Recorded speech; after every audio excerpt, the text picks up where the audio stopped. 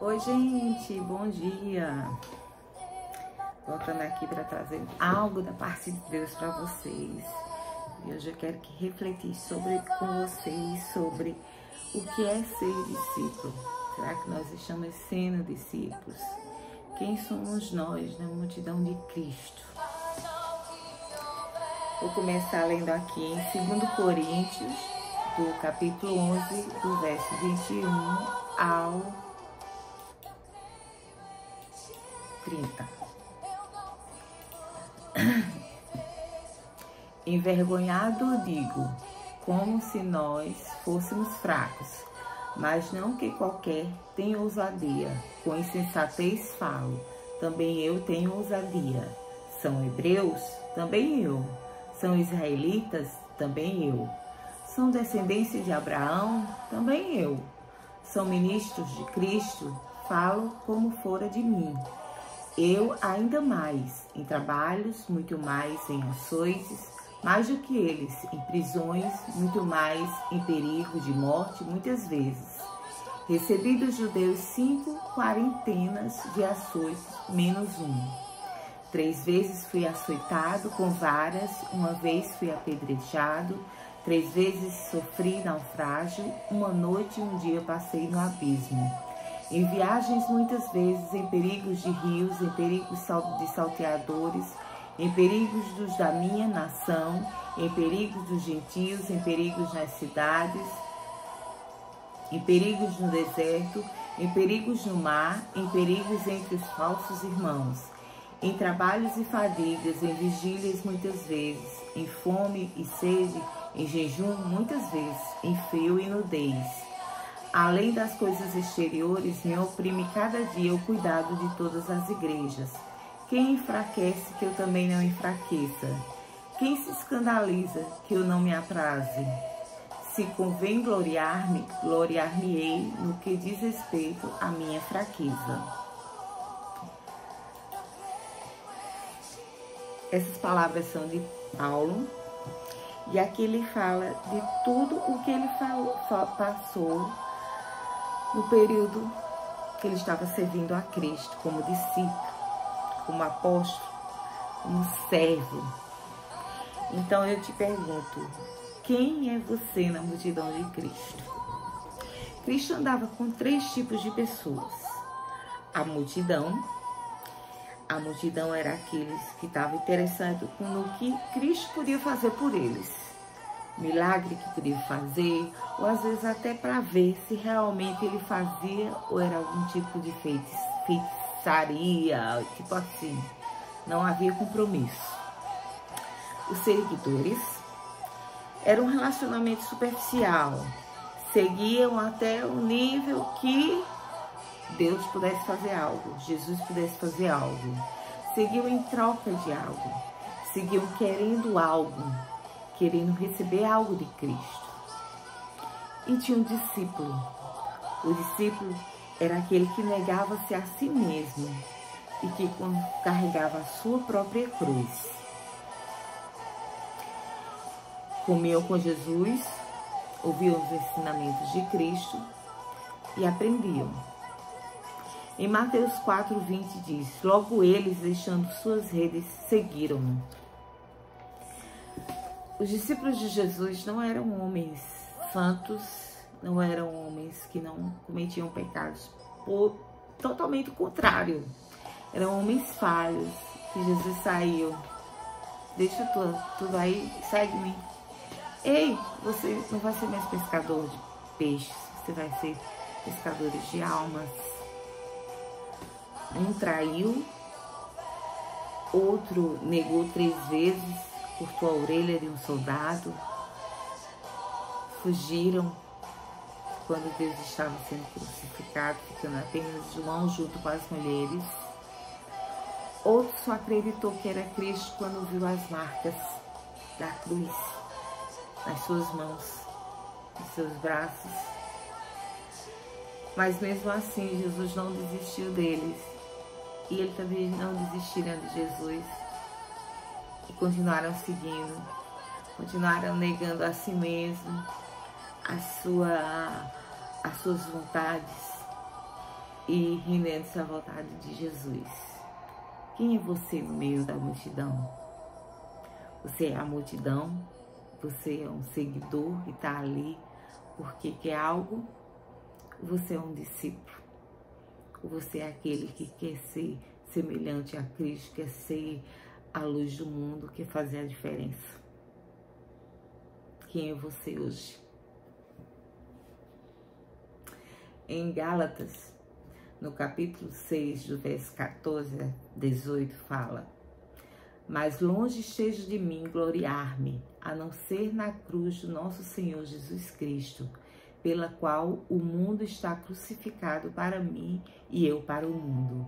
Porque em Cristo Jesus nem a circuncisão, nem a incircuncisão tem virtude alguma, mas sim o ser uma nova criatura. E a todos quanto andarem conforme esta regra, paz e misericórdia sobre eles e sobre o Israel de Deus. Desde agora, ninguém me inquiete, porque trago no meu corpo as marcas do Senhor Jesus. A graça do nosso Senhor Jesus Cristo seja, irmãos, com o vosso espírito. Amém. Esses são os discípulos de Jesus. É saber que aquilo que Deus te coloca, que te capacita, vem dele. É tudo sobre ele, não é nada sobre nós. Que sem Cristo nós não seríamos nada e nós estaríamos perdidos. O que nos restaria é um largo de fogo. Era uma condenação eterna. Mas quando eu decido ser discípulo de Cristo, eu estou dizendo que eu quero fazer diferença aqui neste mundo. Eu quero que as outras pessoas vejam Cristo através de mim. Mas isso não vai me fazer um santo, não. Você vai continuar errando. Mas você vai ter um Espírito Santo que vai falar através de ti. Calma, cuidado com o que você fala, com o que você pensa e como você age com as pessoas. Porque você é templo, eu habito em você. E você precisa ser diferença nesse mundo. Quem é você na multidão? É discípulo? É seguidor? É a multidão que apenas vai para ver o que acontece sem nenhum compromisso? Quem é você? Em Lucas, no capítulo 14 e do verso 25 ao 35 fala: uma grande multidão ia acompanhando Jesus. Este, voltando-se para ela, disse: se alguém vem a mim e ama o seu pai, sua mãe, sua mulher, seus filhos, seus irmãos e irmãs, e até a sua própria vida mais do que a mim, não pode ser meu discípulo. E aquele que não carrega sua cruz e não me segue, não pode ser meu discípulo. Qual de vocês, se quiser construir uma torre, primeiro não se assenta e calcula o preço para ver se tem dinheiro suficiente para completá-la? Pois se lançar o alicerce e não for capaz de terminá-la, todos os que a virem rirão dele, dizendo: este homem começou a construir e não foi capaz de terminar. Ou qual é o rei pretendendo sair à guerra contra outro rei, primeiro não se assenta e pensa se com 10.000 homens é capaz de enfrentar aquele que vem contra ele com 20.000. Se não for capaz, enviará uma delegação, enquanto o outro ainda está longe e pedirá um acordo de paz. Da mesma maneira, qualquer de vocês que não renunciar a tudo que possui, não pode ser meu discípulo. O sal é bom, mas se ele perder o sabor, como restaurá-lo? Não serve nem para o solo, nem para o adubo, é jogado fora. Aquele que tem ouvidos para ouvir, ouça. Lembra quando Jesus fala com um jovem rico, e que o jovem rico diz: Jesus, o que devo fazer para ganhar o reino dos céus? E Jesus diz: obedeça seu pai, sua mãe, siga os mandamentos de Cristo. Aí ele disse, não, Jesus, tudo isso eu já faço. Então Jesus faz um desafio para ver o coração dele onde estava. Diz, então, vendes tudo o que tem e dás ao próximo. E aí ele pensou e disse, não, isso não é possível, não posso vender tudo o que eu tenho e dar ao outro. E partiu. Se a gente fosse seguir, olhar o jovem rico pelo olhar de fazer as boas ações, ele já fazia tudo, ele já cumpria todos os mandamentos. Ele era um bom menino, ele era uma boa pessoa, era uma pessoa de boas obras.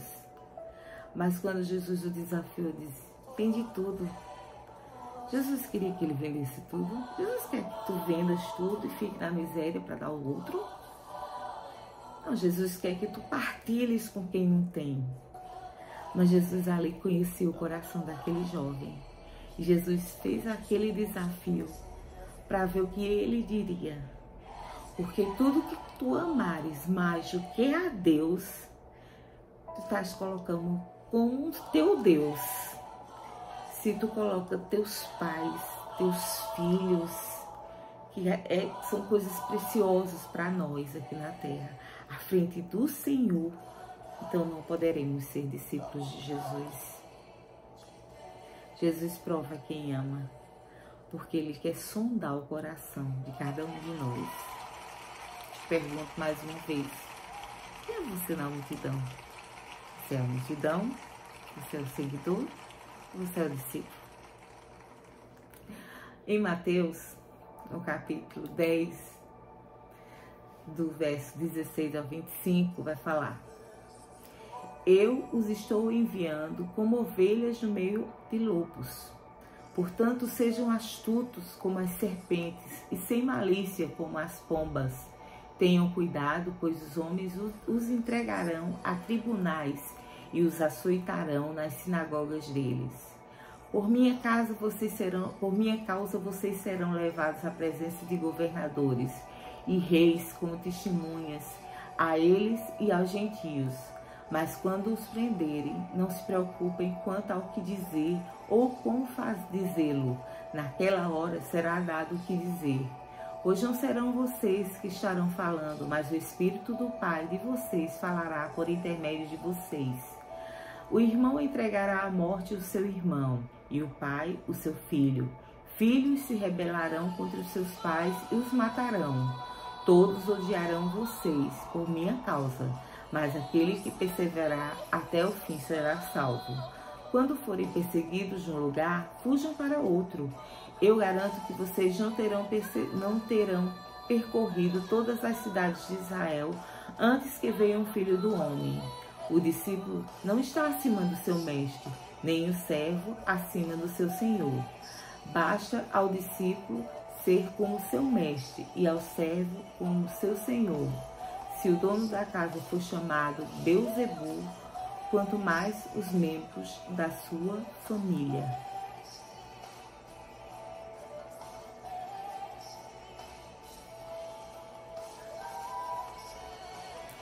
Aqui ele está dizendo que seremos perseguidos quando decidimos ser discípulos do Senhor, negar a nossa carne, as nossas vontades e fazer a vontade do Pai. Isso pode soar sem prazer, pode soar pesado, mas pode ter certeza que com Cristo o fardo é leve, porque Ele está conosco, ali, no nosso lado, para nos ajudar em tudo. Mas a Bíblia está dizendo, serás perseguido. Vão falar de ti, vão te ironizar, vão rir da tua cara, vão tirar sarro, vão duvidar, vão te chamar de fanáticos, vão te desprezar, tudo em nome de Jesus. Mas a Bíblia diz que aquele que perseverar receberá um galardão. Quem é você na multidão? Você é aquele que está indo com os outros. O vento me leva, o vento me traz. E para a igreja não é garantia de ir para o céu. E para a igreja não é garantia de salvação. Ler a Bíblia por ler não é garantia de salvação. Porque se há uma pessoa, um ser que conhece mais a Bíblia do que Deus, é o diabo. Ele conhece a Bíblia. E por conhecer a Bíblia, ele tenta ser tentou ser como Deus nos céus. E imita Deus. Ele é um imitador. Ele é tão coitado que ele não é capaz de criar nada, só de imitar. Você é capaz, você está certo de se vir a um Cristo que vai fazer o mundo te odiar muitas vezes, que vai fazer o mundo se recusar a te ouvir, que vai fazer o mundo querer te vomitar, porque tu estás falando a verdade e não está amaciando o ego. Quem é você na multidão? Multidão, seguidor ou discípulo? Um discípulo de Jesus, ele é aquele que vai ter relacionamentos importantes. Nem é todo mundo que pode entrar com você. Não é todo mundo que pode saber dos teus projetos. Não é todo mundo que pode saber dos teus segredos. Não é todo mundo que pode entrar na tua casa. Não é todo mundo que pode... que você pode partilhar suas coisas. Você é diferente, porque Deus te chamou para ser diferente. Nem todos os lugares é para você. Porque assim como o Salmo 1 diz que não se assentais à roda dos escarnecedores, ele está dizendo que nem todo lugar é para ti. Um lugar para ti é aquele que edifica. Pessoas que têm que andar contigo são aquelas que te edificam, que trazem Deus para perto de ti. Isso é andar como os discípulos. Planos, desejos, vontades pessoais não vão existir. Porque nós somos dependentes de Deus. E nossa vontade vai ser a vontade de Deus. Antes de qualquer coisa, tu vai dizer: Deus, é da tua vontade? Deus, eu devo fazer isso? Deus, é este caminho que eu devo seguir? Porque novamente eu te digo, é tudo sobre Ele, é tudo para Ele e é tudo por Ele.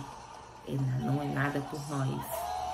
E dependentes dEle, como nós somos, então toda a nossa vida deve ser entregue ao Pai. Então tudo o que nós fizermos aqui nesta terra, nós colocamos diante do Senhor, para que possa ser aprovado ou reprovado por Ele. E se for reprovado, você não insista, porque você vai cair numa armadilha.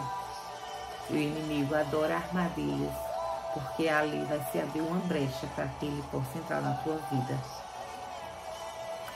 Ser discípulo é carregar a cruz, é seguir a Cristo, é renunciar tudo neste mundo, é ser luz no mundo, é ser sal da terra. Quem é você na multidão? Em 2 Pedro,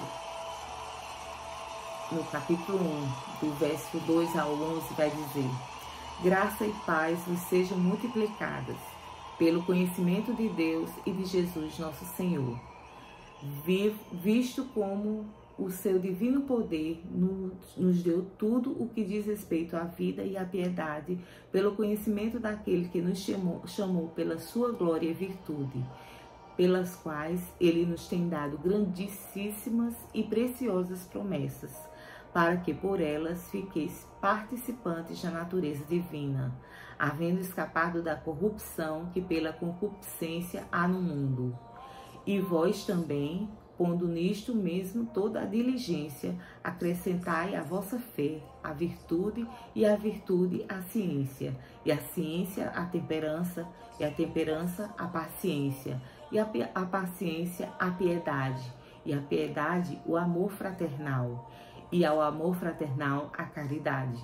Porque se em vós houver e abundarem estas coisas, não vos deixarão ociosos nem estéreis no conhecimento do nosso Senhor Jesus Cristo, pois aquele em quem não há estas coisas é cego, nada vendo ao longe, havendo se esquecido da purificação dos seus antigos pecados. Portanto, irmãos, procurai fazer cada vez mais firme a vossa vocação e eleição, porque fazendo isto, nunca, jamais tropeçarás, porque assim vos será amplamente concedida a entrada no reino eterno do nosso Senhor e Salvador Jesus Cristo. Eu te pergunto, você é um morto-vivo ou você é um vivo-morto? Um vivo-morto é aquela pessoa que vive para o mundo, mas está morto para Cristo, para as coisas do reino. Não conhece a Deus, não tem intimidade, não tem a menor noção do que Deus pode fazer por ele. Não sabe nem fazer uma oração, porque não sabe chegar a Cristo. Só sabe pedir, nunca sabe agradecer. Não é grato, é murmurador.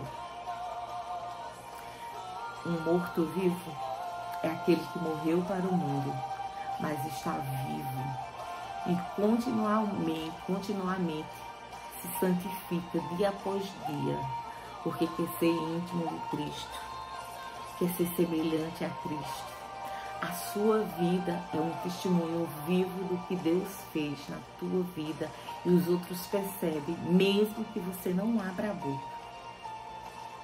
Esse é ser discípulo de Deus. Isso é ser discípulo de Deus. Em Mateus 22:14 diz: porque muitos serão chamados, mas poucos escolhidos, porque nem todos conseguem servir ao Senhor de maneira nobre, de maneira de renúncia, de maneira de deixar para trás os prazeres e que o mundo pode oferecer, que é tão frívolo, é tão passageiro, e que quando vai embora fica só o vazio. E o preenchimento desse vazio chama-se Espírito Santo, que quer habitar em ti, quer fazer parte da tua vida, quer te fazer conhecer um Deus tremendamente maravilhoso, um Deus grandioso e um Deus que tem tudo para te dar, que quer te mostrar uma nova perspectiva de mundo, uma nova perspectiva de intimidade, que quer ser teu amigo, que quer poder saber que pode contar contigo para ir, para ganhar almas, para falar dele a outras pessoas, porque quem é discípulo de Cristo quer que as outras pessoas conheçam esse Cristo que ele tanto ama, porque sabe o bem que faz para ele e quer que as outras pessoas também participem disso. Quem é você na multidão? Você é a multidão? Você é discípulo? Você é seguidor? Ou você é discípulo? Pensa bem hoje. E que tua escolha seja ser discípulo.